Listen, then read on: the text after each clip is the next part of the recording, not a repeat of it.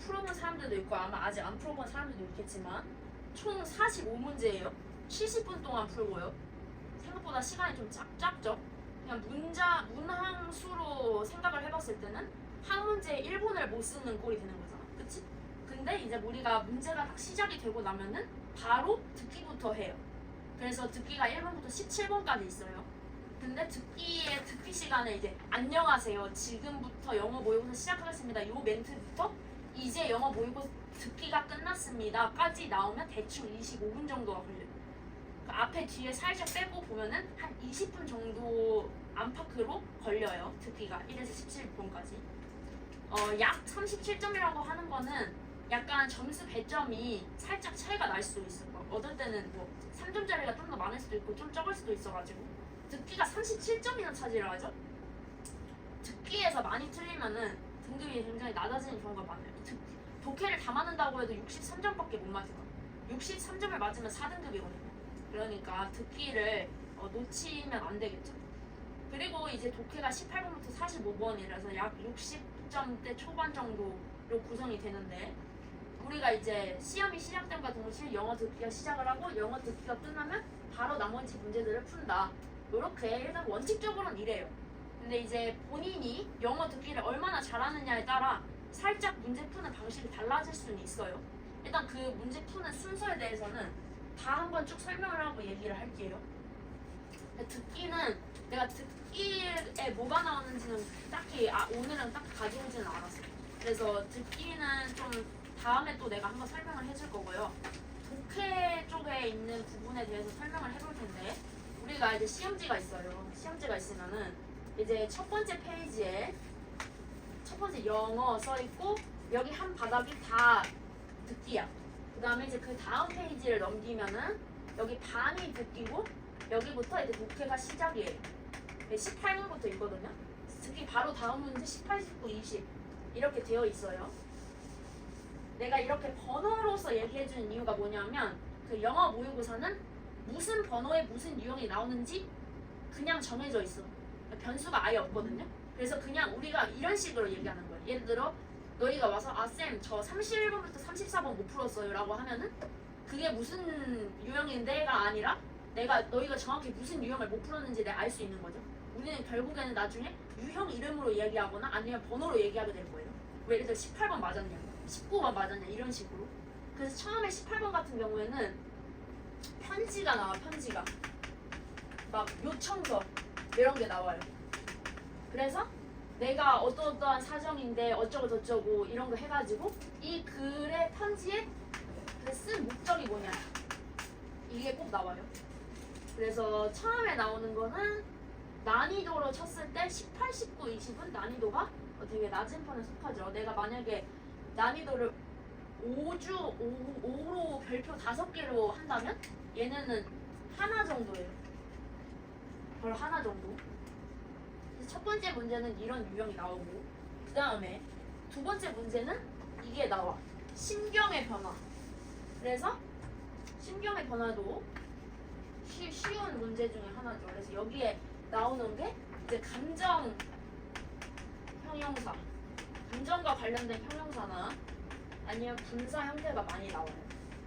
그래서 우리가 이거를 공부를 하면서 또 자주 나오는 표현들에 대해서 한번 볼 거야. 내가 이 좀 쉬운 단어들이어도 감정 표현하는 그 표현들을 잘 모르는 경우도 있거든요. 그래서 얘네들은 비교적 이해하기는 쉬워요. 근데 이제 요거 프린트에서 보면서 본인들이 뭘 알고 뭘 모르는지를 이제 파악을 해볼 수 있겠지만 18번, 19번이라고 해가지고 단어가 엄청 쉬운 건 아니에요. 기본적으로 이제 고등 영단어라고 알아야 되는 정도의 단어들은 다 포함이 되어 있어요. 여러분들이 계속 지금 외우고 있는 그 단어장 있잖아요. 그 정도 수준은 알아야 아마 이해가 될 거예요. 막 enthusiasm 이런 거는 그렇게 쉬운 단어는 아니죠. 그래서 이런 것들도 알아야 이 문제들을 풀 수 있다라는 거. 모의고사는 난이도가 좀 있어요, 확실히. 그리고 그 다음에 나오는 20번이 이제 다음 글에서 주장하는 거. 얘는 이제 드디어 약간 글이 나와. 아까는 뭐 편지 이런 거였는데 얘는 드디어 글이 나오고 주장이 나오고 여기 선지는 무조건 한국어로 나와요. 20번은 늘 그래요. 얘는 이제 한 별표 한 2개 정도? 왜냐하면 전반적으로 봤을 때 반복이 엄청 많아. 반복이 많고 좀 비교적 직접적으로 표현을 해줘요. 그래서 주장하는 바가 뭔지를 파악을 해야 되는 그런 유형이에요. 그래서 우리가 처음에 이제 듣기 다 듣고 나서 들어가야 될 애들이 이제 18, 19, 20 애들이고, 그 다음에 이제 나오는 애들이 이제 21, 22, 23, 24인데 21번은 밑줄 친 어쩌고 저쩌고가 다음 글에서 의미하는 바. 밑줄 의미 정도로 우리가 부르거든요, 유형을. 얘는 우리가 밑줄을 잘 보면은 보통 그대로 해석하면 말이 잘 안 돼. 해석하면 이해가 좀 어려워요. 그대로 해석하면 약간 이해가 어려워서 전체적으로 이제 내용을 파악을 한 다음에 그 다음에 얘가 대체 무슨 의미를 뜻하는지 이거를 내가 추론을 해야 되는 문장이고, 밑에 선지는 무조건 영어로 나와요. 여기서부터 이제 영어가 좀 많이 나와요. 그래서 21번 유형은 항상 이렇게 나와요. 밑줄 친 문장, 밑줄 친 문장은 대부분 다 맨 마지막 문장에 나와 있고, 위에서부터 쭉 읽은 다음에 얘가 대체 무슨 말을 하는지 이제 추론을 해봐야 되는 그런 문제가 되는 거죠. 얘 같은 경우는 내가 봤을 때 한 난이도로 따졌을 때는 한 별 3개가 되는 경우도 있고 한 4개가 되는 경우도 있는 거고, 사람마다 느끼는 바가 다르겠지만 그렇게 쉬운 문제는 아니에요. 21분부터 그렇게 쉬운 문제가 나오진 않아요. 여기는 지금 보면은 3점이라고 되어 있죠. 이걸 내가 말 안 했는데, 영어 모의고사는 아무 점수가 안 써 있으면 2점이고 써 있으면 3점이에요. 3점이라고 써 있으면 3점이고, 여기는 아무것도 안 써 있죠, 문제. 그럼 얘는 2점짜리 문제예요. 그렇다고 해서 막 3점짜리 문제는 무조건 어렵고 2점짜리 문제는 무조건 쉽고 이런 건 아니고, 그냥 이거를 점수를 내는 사람들이 그냥 배점을 배치를 한 거죠. 그래서 그 다음 22번은 요지.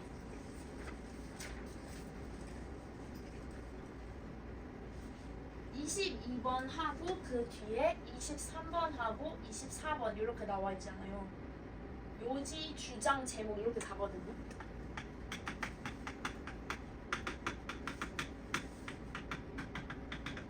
주장의 주제. 얘네들의 순서는 살짝 달라질 수 있어요. 22에서 24 할 때 순서는 살짝 랜덤이고,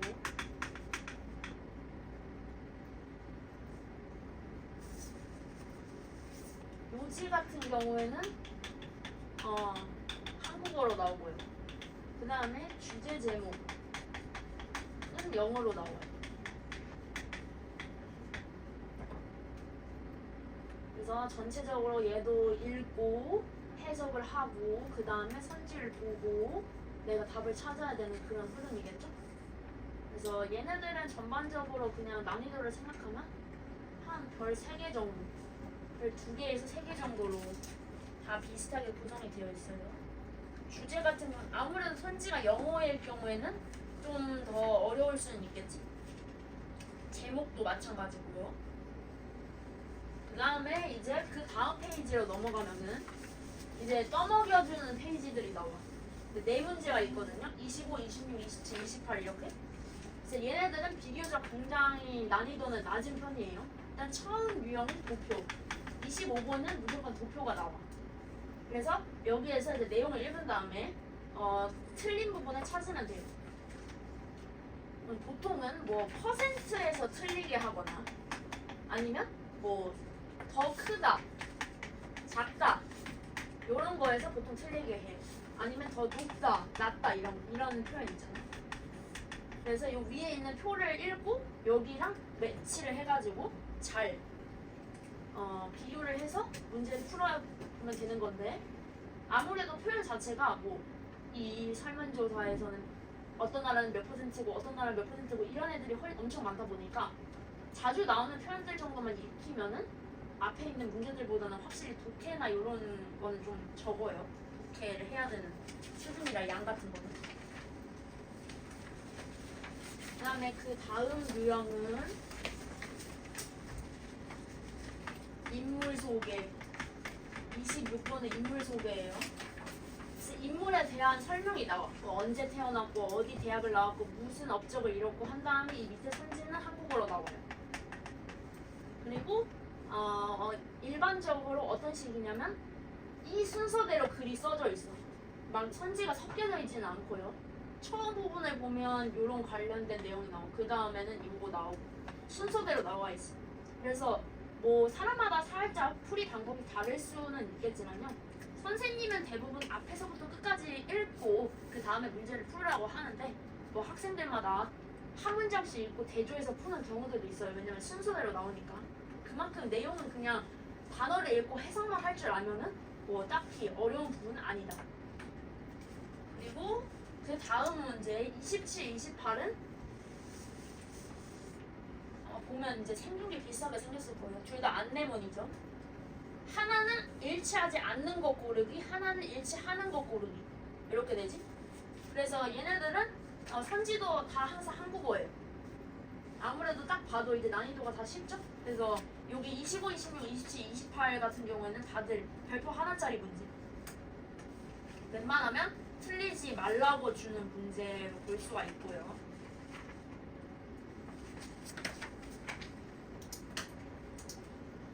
그 다음에 약간 중간에 끼인 문제들이 있어요. 이제 좀 어려운 문제들이 나오기 전에 두 가지 유형이 나오는데 어법이랑 어휘가 나와. 어법은 무조건 29번에 나오고 모의고사에서 어법은 딱 한 문제예요. 보통은 제일 많이 나오는 게 1번 주어 동사 이 관계를 많이 물어요. 그래서 여기서 수일치, 시제일치 이런 것들을 많이 물어보고 동사일까 중동사일까 이런 걸 많이 물어보고요. 내가 여기 들어갈 자리가 동사 자리인지 중동사 자리인지 그런 것들로 많이 물어요. 여기에는 묻는 것들이 다양하게 있지만은 1, 3, 4, 5 하면서 보통 답은 이런 식으로 많이 나와요. 왜냐면 다른 것들은 살짝 논란의 여지가 있을 수도 있는 애들이 많아서 어떻게 보면은 너무 명확하게 딱 떨어질 수 있는 그런 애들로 보통 답이 많이 나와요. 우리가 그렇게 문법을 많이 하지만은 모의고사에서는 어법이 하나밖에 안 나온다는 거. 그리고 이제 30분 같은 경우에는 문맥상 어휘 문제고 어휘 문제는 거의 이런 유형으로 나와요. 이제 밑줄치 문장이 단어들이 있고 틀린 것을 골라라 이런 식으로 가는 건데 이 문제는 보통 어떤 식으로 푸냐 하면 일단 모든 단어가 다 맞다고 생각하고 읽는 거야. 맞다고 생각하고 읽다가 내가 읽는 흐름과 반대로 가는 문장이 있으면 한번 의심을 해봐야 되는 거예요. 자, 그런데 우리가 그런 게 있어. 영어에서도 유사한 단어들이 많잖아요. 유의어라든지 동의어까지는 아니어도 비슷한 뜻을 가지고 있는 애들. 예를 들어서 여기에 A가 나올 자리가 아니라 A랑 유사한 어떤 단어가 나올 자리야 이런 식으로 만약에 문제를 낸다면 논란의 여지가 엄청 많아질 거야. 왜 거기 그게 들어가야 되는지를 증명할 길이 없잖아요. 그렇기 때문에 우리는 보통 여기서 예를 들어 suited 맞다라는 뜻이거든요. 그러면 맞지 않다라는 뜻이 원래 들어갔어야 한다든지 아니면 appreciation 감사라는 단어가 있으면은 감사가 아니라 뭐 무시라든지 아예 반대되는 enough 충분한인데 충분한이 아니라 부족한 아예 반이어가 나오는 경우가 많아요. 그래서 얘는 거의 그냥 반이어 찾기야. 내가 원래 흘러가야 하는 반대 방향으로 가는 문장을 보고 걔를 반대 뜻의 단어로 넣으면 말이 되는지 안 되는지 찾는 방식으로 가는 거지. 5번도 slower이니까 더 느리게니까 더 빠르게 정도는 돼야 이게 답이 될 수가 있는 거죠. 그 다음에 31, 32, 33, 34는 다 빈칸이에요. 다 빈칸인데 31번만 단어 빈칸이에요. 그 다음에 32번부터 34번은 이렇게 뭐 아예 문장일 수도 있고요. 아니면 약간 절이나 구일 수도 있어. 아무튼 길어요. 빈칸 엄청. 얘네들은 전부 다 선지 영어고 다 영어로 가야 되고 31번부터 보면은 선지에 나와 있는 단어가 그렇게 만만하지는 않아요. 아마 단어를 모르면 이제 해석을 못하는 일이 생기고 이 문제를 풀지 못하게 되겠지. 그래서 이제 천천히 이제 이런 문제를 어떻게 푸는지는 순차적으로 얘기를 할 거고요. 32번에 보면 조금 단어가 한 단어 이상으로 넘어갔죠. 그리고 이 유형 같은 거는 이번에 이제 3월 모의고사예요. 언제적 3월은 작년 3월에 처음 봤던 고1 애들 모의고사인데 3월 모의고사는 비교적 난이도가 좀 쉽게 나오는 편이야. 중학생들을 상대로 하니까. 근데 점점 이제 6월, 9월, 10월 이렇게 하면서 난이도가 점점 고2 모의고사에 유사해지거든요. 그러면 이렇게 단어 2개짜리가 안 나오고 좀 더 길어져요. 점점. 얘도 지금 단어가 좀 한 3단어 정도로 되어 있는데 얘도 이제 점점 길어질 수 있고요. 빈칸의 위치는 얘도 지금 이곳저곳에 있잖아요. 얘는 가운데 있고 얘도 가운데 있고 33번은 앞쪽에 있고 34번은 뒤쪽에 있고 이런 식으로 다 섞여서 나와요. 꼭 막 어디에 꼭 있어야 된다 이런 건 아니고. 그 다음에 나오는 유형이 35번. 얘는 좀 그나마 좀 난이도가 그렇게 높은 편은 아니에요. 앞에 빈칸 같은 경우는 학생들이 다들 좀 부담스러워하는 유형인데 흐름 무관 같은 경우에는 흐름과 관계없는 유형. 그래서 문장 쭉 읽고 갑자기 다른 소리를 한다든지 아니면 내가 A가 좋다라고 얘기했는데 B가 좋다라고 얘기를 한다든지 그런 식으로 흐름이 틀리는 거를 찾는 유형이 35번이죠. 그래서 얘는 가끔 이제 단어가 조금 어렵게 나오는 경우도 있기는 한데 어쨌든 빈칸에 들어갈 말을 추론해야 될 정도는 아니니까 비교적 조금 그래도 어느 정도 쉬운 유형이다. 뒤쪽에서는. 그리고 그 다음에 나오는 애가 36번, 37번인데 얘네들은 이제 순서 배열이야. 그래서 제시된 지문이 있죠, 위에. 제시된 지문이 있고 그 다음에 뭐가 순서대로 와야 할지 이거를 파악을 해야 되는 부분이죠. 그래서 우리가 이제 얘네들도 다 푸는 방법을 이제 공부를 하게 될 건데 대체적으로 어떤 식으로 풀게 되냐면 일단 처음으로 이걸 읽어요. 그 다음에 여기에 A부터 첫 번째 문장부터 하나씩 읽는 거예요. 얘는 첫 번째 문장 여기까지고 여기는 여기까지고 얘는 여기까지고 해서 얘 첫 번째 문장 읽었어. A가 나올 수 없으면 지우고 그 다음으로 넘어가고 B가 나올 수 있다면 O를 치고 애매하면 X를 치고 아니면 세모를 치고 아니면 X를 치고 이런 식으로 표시를 해서 넘어가가지고 뭐가 먼저 올 수 있는지 뭐가 뭐 다음에 와야 되는지 이런 거를 추론을 해서 풀어야 되는 문제예요. 학생마다 조금 느끼는 게 다르긴 하지만 내가 봤을 땐 빈칸과 유사하게 이것도 어려워하는 사람들이 좀 많아요. 그리고 내가 봤을 때 순서보다는 이게 좀 더 어려운 것 같아요. 왜냐하면 순서는 그래도 순서를 어떻게든 대열을 이것저것 해봐가지고 자연스러운 걸 좀 찾아가면 되는데 얘 같은 경우는 이제 문장 삽입이라고 해서 제시된 문장이 1, 2, 3, 4, 5번 중에 어디에 들어가야 되는지 그거를 이제 찾아야 되는 유형이란 말이에요. 그러면 얘 같은 경우에는 일단 제시된 지문을 먼저 읽고 그 다음에 여기서 뭔가 근거가 나와 있는 게 있다면 그걸 좀 찾아요. 그 다음에 나머지 내용을 읽고 1번 뭔가 단절을 찾아 내용의 흐름이 끊겼다든지 예를 들어서 앞에서 A에 대한 얘기만 줄구장창하고 있었는데 갑자기 B에 대한 언급이 나왔어. 한 번도 언급되지 않았는데 그러면 여기서 뭔가 흐름이 끊긴 것 같구나 이런 식으로 볼 수 있는 거고 두 번째로 그냥 단순히 내용을 읽고 문제를 풀어야 될 수도 있어요. 그래서 사실 흐름이 단절되는 경우는 좀 알아차리기가 쉽지만 그냥 내용을 읽고 이쯤 들어가야 돼야 의미가 맞다라고 해석을 해야 되는 경우는 어렵겠죠? 내용이 38, 39는 똑같은 유형이고요. 그 다음에 40번은 이렇게 쭉 내용이 나오고 그 다음에 이제 요약이 있어. 요약에 맞는 단어들이 들어가야 되는 건데 대체적으로 여기 글의 난이도는 쌤이 생각했을 때 앞에 한 20번이나 아니면 못해도 22번에서 24번 정도의 난이도로 그렇게 어려운 느낌은 아니에요. 어려운 느낌은 아니긴 한데 여기에 왔을 때 문제는 뭐야? 내가 여기 제시되어 있는 단어를 모르면 여기 요약에 들어갈 수 있는 단어를 찾지를 못하겠지. 그래서 단어가 엄청 중요할 수밖에 없는 문제예요. 그래서 내용은 계속 반복적으로 이야기를 하고 요약이 되는 그런 유형이고요. 그 다음은 장문 독해. 사실 얘는 이제 3월 모의고사의 수준에 좀 맞춰가지고 그렇게 길진 않아요. 아까 앞에 거는 한 요 정도 길이었잖아. 근데 그거보다 조금 더 길죠? 근데 사실 우리가 좀 더 길어진다고 치면 여기서 한 1.5배 정도는 더 길어질 수 있어요. 한 여기까지는 될 수도 있어요. 한 두 문단이 나오는 경우도 많아요. 그래서 장문 독해는 이렇게 되고 보통 제목을 물어.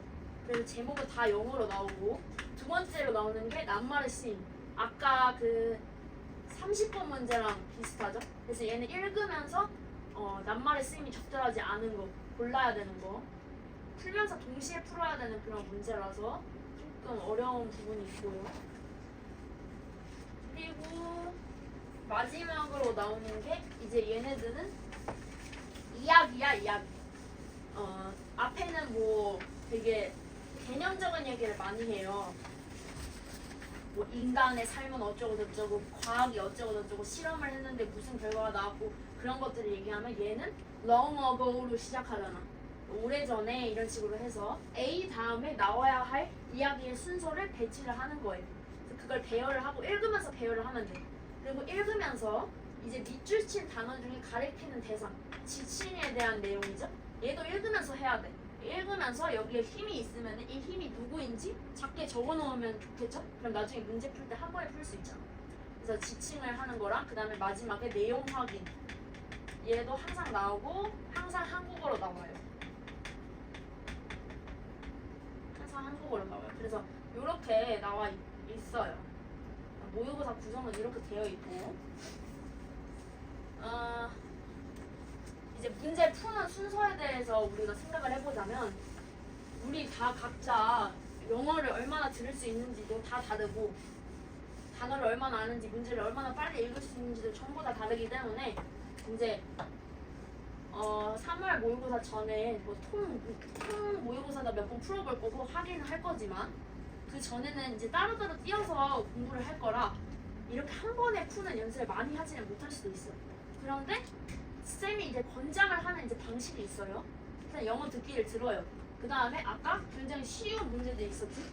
표랑 그 다음에 그 인물이랑 그 다음에 안내문 나온 페이지.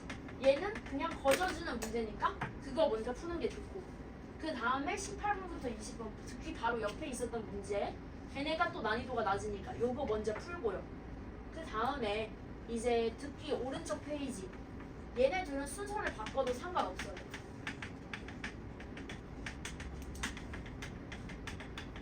21번보다 24번이 바로 옆에 있으니까 그걸 먼저 풀어도 되고 아니면 맨 마지막에 이야기